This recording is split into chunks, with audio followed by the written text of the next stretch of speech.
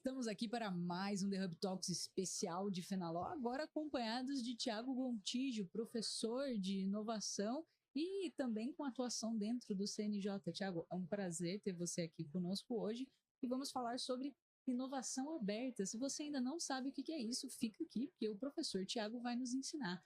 Então, professor, por favor, o que é inovação aberta e como que isso funciona no direito? Maravilha. Primeiro, agradecer a oportunidade. É uma grande alegria de a gente conversar de um tema tão inovador, que é permitir a conexão de público e privado para pensar soluções que sejam disruptivas e que tragam a melhora do serviço da justiça para o cidadão, para o advogado e para todos os demais atores. Inovação aberta, a gente pode falar de uma linguagem bem direta, que é o órgão da justiça, o tribunal, ele se abre para interações, para contribuições de quem está fora do tribunal. Então, são interações das empresas, da OAB, dos advogados, dos próprios cidadãos que vão pensar a justiça junto com os juízes e com os servidores. Essa interação, essa colaboração e participação ativa, ela é justamente o conceito que foi trazido pelo Henry Chesbrough, que é americano, no início do século, 2003, que ele trouxe que a inovação aberta ela tem esse potencial de transformar o serviço e o produto, porque ele incorpora conhecimentos e insights de quem está fora e de quem está usufruindo aquele serviço, que é muitas vezes quem sofre a dor. E quando pensamos na justiça, se as inovações acontecem só pelo olhar de quem está dentro, a gente pode estar perdendo a oportunidade de conhecer o verdadeiro problema, que é aquele que é vivenciado pelo servidor, pelo cidadão e pelo advogado. E, na prática, como que funciona a inovação aberta aqui no Brasil hoje? Excelente questão e nós temos no Brasil uma grande oportunidade que foi trazida pela lei do Marco Legal das Startups e do Empreendedorismo Inovador. A Lei Complementar 182 de 2021. Essa lei ela permitiu que todo o poder público, tribunais, órgãos, de qualquer esfera, ele possa fazer uma licitação especial. Então, ao invés de comprar uma solução que já está pronta, está ali já no mercado, o órgão público, o tribunal, vai apresentar o problema, a dor, a dificuldade. E, a partir dessa dificuldade, as empresas vão aparecer, os pesquisadores, pessoas físicas, startups que estão ainda, até mesmo sem um CNPJ, para participar de um funil de inovação, apresentando propostas com estratégias diferentes para resolver aquele problema. E ali a gente inicia uma competição que vai ser financiada pelo tribunal, pelo órgão público, ou seja, os empreendedores vão receber recursos para desenvolver soluções para resolver problemas específicos do tribunal. Isso é uma grande disrupção e que permite que a gente faça a inovação aberta de maneira segura, tanto para o empreendedor quanto para o gestor público que está ali dentro do judiciário. Muito legal. E você tem algum exemplo concreto de um projeto de inovação aberta que já começou, que já terminou para contar para a gente? Sim, a gente já começa a observar vários casos de uso desse instrumento de licitação especial. E é importante que você que nos assiste saiba da oportunidade que você tem de promover inovação e desenvolver um negócio novo para você. Se você já é uma startup, tem um produto, um serviço para advogado, esse mesmo produto ele pode ser adaptado e personalizado para uma dor, um problema que o tribunal vive, que o servidor vivencia. Então, quais são os casos que nós já podemos trazer que são de muito sucesso? O Tribunal de Justiça de Minas Gerais finalizou um processo de contratação pública de solução inovadora que iniciou com o seguinte desafio: como é que nós podemos humanizar o atendimento ao cidadão? Como é que nós podemos permitir que o cidadão ele acesse a justiça para saber sobre o andamento do seu processo, se tem alguma audiência agendada, qual foi o resultado daquela sentença? E aí tem muito a ver com o trabalho que a Vita faz, que é de promover o design jurídico e os elementos visuais, o visual law, para conectar, trazer essa acessibilidade. Então esse foi o desafio. Eles perceberam que no Tribunal de Justiça de Minas tinha muitos atendimentos, pessoas que saíam de suas casas, deixavam seus filhos em casa para ir ao tribunal para fazer uma pergunta simples, que a pessoa não entendia, ou às vezes não tinha acesso a um computador, pelo celular não conseguia entrar no site do tribunal para saber o andamento, a situação daquele processo. Então, você imagina isso quando a gente fala de acesso à justiça. É uma grande dor, principalmente para o cidadão que não tem um estudo adequado no direito. Então, esse foi o desafio e eles fizeram um ciclo que receberam diversas propostas de startups e empresas que estavam pensando isso, inclusive para a advocacia, startups que estão ali na B2L. E, ao final, contrataram uma empresa chamada IVJUR para desenvolver testes reais dentro do ambiente do tribunal. E essa empresa trouxe soluções que não existiam no mercado. Elas foram construídas e personalizadas para aquelas dores do tribunal. E nas avaliações dos testes já da solução com os cidadãos, fazendo uso daquela nova solução, conversando pelo WhatsApp com a justiça, imagine. Conversando pelo WhatsApp com a justiça, a avaliação foi muito superior aos atendimentos presenciais e os atendimentos de balcão, que era do balcão virtual. Então, isso mostra o poder da transformação, que o tribunal fomentou um novo negócio, ou seja, gerou capital, empreendedorismo sendo desenvolvido, e, ao outro lado, uma solução personalizada para a justiça que vai melhorar a vida de todos os cidadãos ali do Tribunal de Justiça de Minas. Eu acho que, do ponto de vista dos negócios, talvez exista uma preocupação legítima de, eu vou participar desse processo, mas como que eu me financio durante toda essa saga? Porque a gente está falando agora de um resultado que às vezes demora meses para a gente alcançar.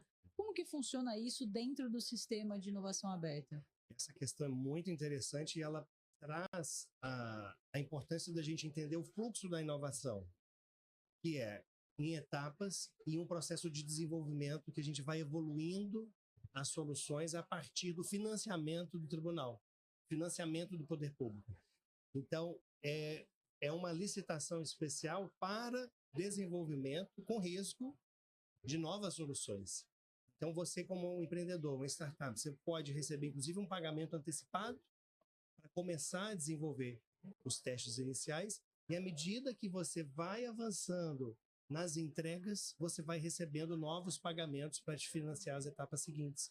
E é muito interessante que a gente rompe com aquele modelo de pessoa jurídica, porque muitas vezes um grupo de colegas, de amigos, não tem uma pessoa jurídica formada, são pessoas físicas, mas têm uma ideia legal.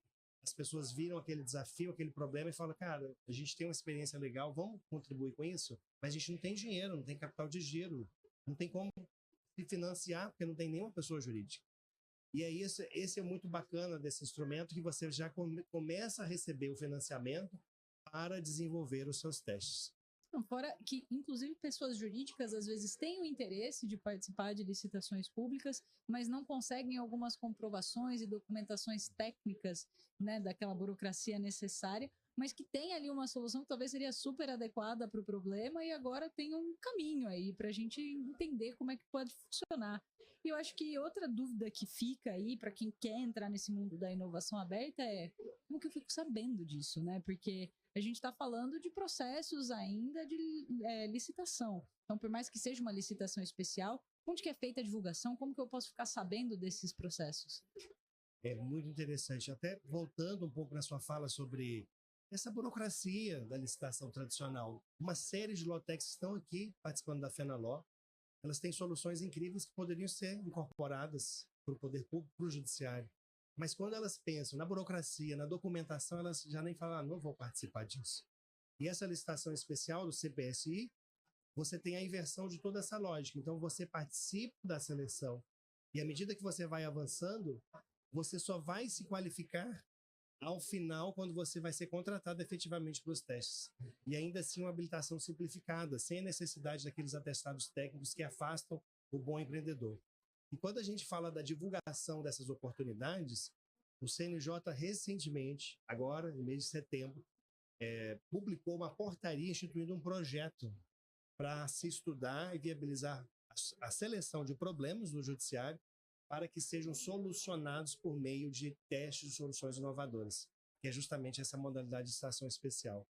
Então, o CNJ se compromete com uma ampla divulgação dos desafios que vão ser apresentados por meio da Associação AB2L, dos canais de mídias sociais do próprio Conselho, e isso também é uma grande preocupação dos tribunais e de todos os órgãos que estão implementando essa licitação, como a Petrobras, que recentemente lançou um desafio. Porque quanto mais pessoas que conhecerem daquele problema tiverem acesso a essa oportunidade, maiores as chances de surgir uma solução verdadeiramente subjetiva e que vai conseguir resolver aquele desafio. E é engraçado porque você está pensando aí e trazendo para a gente essa ideia da inovação aberta, e eu conheço um projeto curiosamente americano, ele é da Flórida, de Design Thinking, que para mim é uma grande inspiração do Legal Design. Então, para quem está nessa área, saiba que é possível trazer Legal Design para a inovação aberta. Esse caso foi chefiado pela professora Margaret Hagan, de Stanford, e ela foi lá na Flórida para resolver dores, para resolver problemas. Isso que é curioso, né? Ela não foi convidada com uma solução pronta, mas sim para discutir ali com o tribunal algumas necessidades jurídicas da população local. E a acessibilidade da justiça nos Estados Unidos é bastante diferente da acessibilidade brasileira. E lá eles identificaram vários problemas com a população ali de Escort, na Flórida. Perdão, de Escort não, de Escambia, na Flórida.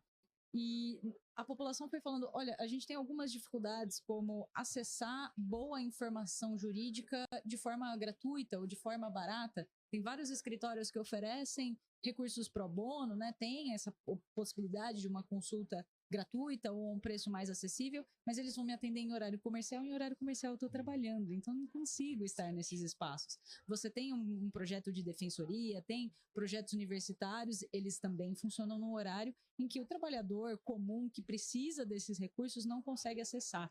E aí eles passaram por um processo ali de design thinking, eles fizeram toda uma trajetória de entender, e foi muito legal porque isso foi co-criado com a população local. Então, eles participaram tanto desse diagnóstico de quais são as nossas dores, o que a gente tem de problema, até começar a criar algumas soluções.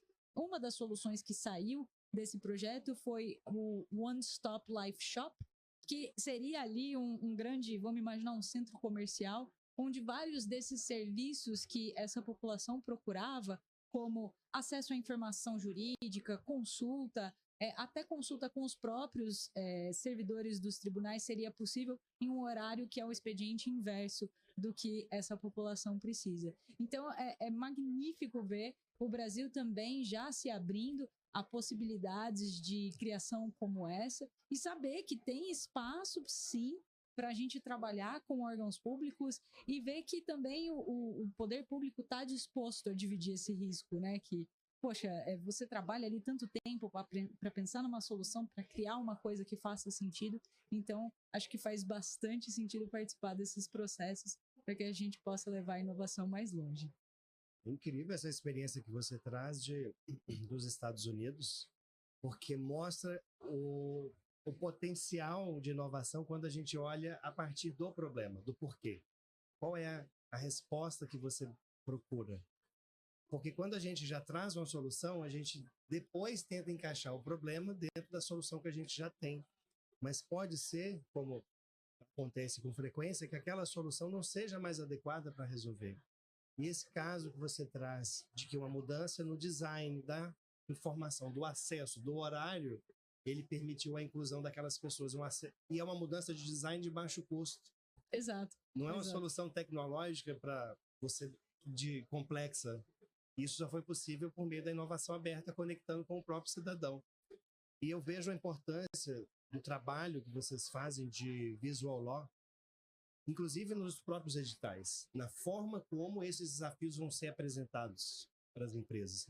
Quando a gente pensa numa startup, você que está nos vendo, tem uma ideia, quer desenvolver um negócio, se você recebe um documento formal, burocrático, com uma linguagem difícil, como é que você vai compreender aquele desafio? Como é que você o próprio edital já te afasta do desafio, né? Exatamente. Então, a gente pensar na inovação aberta, também conectando com parceiros que vão contribuir com a construção do próprio desafio.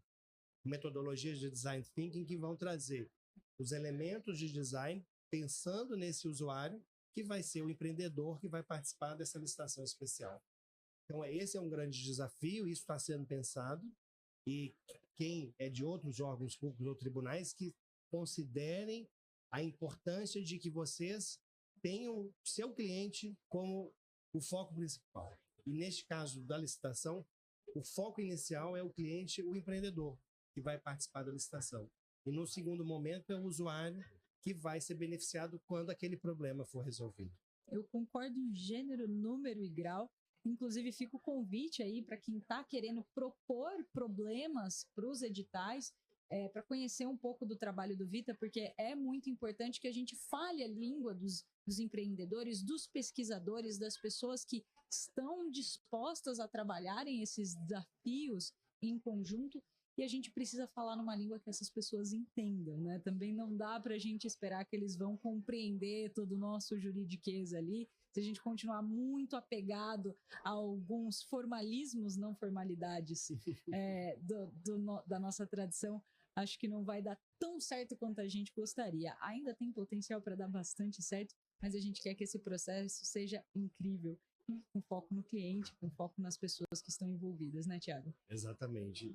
E muito obrigado pela oportunidade de estar apresentando esse potencial de transformação do público, do serviço público, do serviço da justiça, por meio da conexão com vocês, empreendedores, advogados, OAB e o próprio cidadão, que é o principal beneficiário de qualquer solução. Ele tem que estar no centro de tudo que nós pensemos de inovação para a justiça. Para você que está aí ouvindo e assistindo a gente, se você gostou dessa proposta da inovação aberta, conhece uma pessoa pesquisadora, inovadora, um empreendedor ou empreendedora que pode se interessar por participar desses desafios, manda esse vídeo para ele, para ela, encaminha essa informação, porque o nosso propósito aqui é divulgação, né, Thiago? A gente quer que mais pessoas conheçam a proposta da inovação aberta, a gente precisa que o máximo de pessoas possível conheça essa iniciativa, para que todo mundo consiga participar e os processos inovadores fiquem cada vez mais ágeis e também mais adequados para o público final, para que a gente dê vazão para as ideias incríveis que várias pessoas têm em casa. Exatamente. O povo brasileiro é muito criativo. Muito criativo, muito criativo. A gente se destaca em todas as áreas que a gente realmente se concentra. Então, é uma grande oportunidade de, com recurso público, financiado com recurso dos tribunais, dos outros órgãos públicos, que o empreendedor, qualquer que seja a idade, qualquer que seja a área de atuação, possa desenvolver novos negócios que serão testados no ambiente real, com financiamento e com a gestão compartilhada desses riscos. Se ao final a solução não der certo naquele momento, teve uma curva de aprendizado. E essa curva de aprendizado pode servir para uma solução que vai ser desenvolvida no futuro. E está tudo bem. Isso que é o importante da inovação aberta, desse processo de licitação especial. Muito obrigada, Thiago, por toda essa aula que recebemos. E para você que ficou aqui até o final, aquele abraço, o nosso muito obrigado por conhecer esse assunto e por divulgar esse assunto. E até o próximo The Hub Talks.